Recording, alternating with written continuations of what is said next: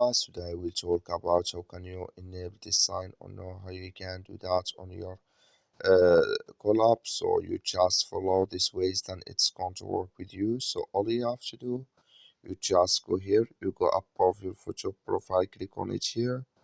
So then it's going to show for you a list like this. Then all you have to do now, just go above this sign, click on it. So when you click on it here, it's going to take you to this list. It's going to show for you like this. Then you click here on caller ID. You click here on SMS here. Just click on it here. Then you come to next step here. Come here to show notifications for spam. Click in this sign. Like you see, this color show for us. That's mean here show notifications for spam enabled with us now. That's all you have to do. That's all. I wish you a great. Thank you for watching. Don't forget to support us by liking, subscribe.